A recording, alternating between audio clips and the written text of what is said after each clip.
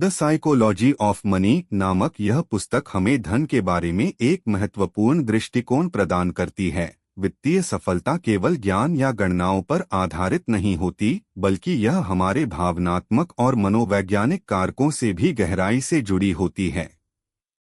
लेखक Morgan Housel हमें बताते हैं कि अक्सर हम पैसे के बारे में वैसे नहीं सोचते जैसे हमें सोचना चाहिए, क्योंकि हमारे निर्णय हमारी व्यक्तिगत इतिहास, अद्वितीय अनुभव और दुनिया के बारे में हमारे दृष्टिकोण से प्रभावित होते हैं।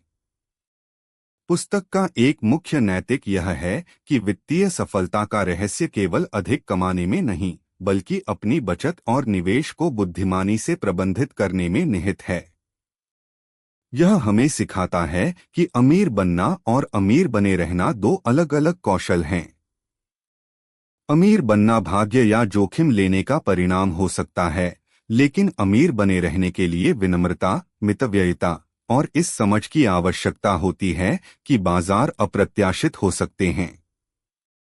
एक और महत्वपूर्ण सीख यह है कि धैर्य और दीर्घकालिक सोच वित्तीय सफलता के लिए महत्वपूर्ण हैं। चक्रवृद्धि ब्याज की शक्ति को समझने और उसका लाभ उठाने के लिए समय लगता है। हमें तात्कालिक लाभ की तलाश करने के बजाय लंबी अवधि के लक्ष्यों पर ध्यान केंद्रित करना चाहिए। यह पुस्तक हमें यह भी याद दिलाती है कि हर किसी की वित्तीय परिस्थितियां अलग होती हैं और इसलिए सभी के लिए एक ही वित्तीय सलाह लागू नहीं हो सकती है। हमें अपनी जोखिम लेने की क्षमता, अपने लक्ष्यों और अपनी परिस्थितियों को समझना चाहिए और उसी के अनुसार निर्णय लेने चाहिए। दूसरों की चकाचौंध भरी सफलता से प्रभावित होकर जल्दबाजी में निर्णय लेना अक्सर हानिकारक हो सकता है।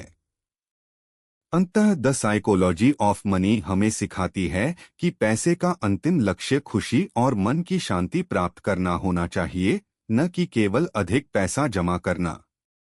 हमें यह समझना चाहिए कि कब पर्याप्त है और अनावश्यक रूप से अधिक की लालसा में नहीं पड़ना चाहिए, जिससे तनाव और असंतोष पैदा हो सकता है। यह पुस्तक हमें धन के साथ एक स्वस्थ और संतुलित रिश्ता बनाने के लिए प्रेरित करती है।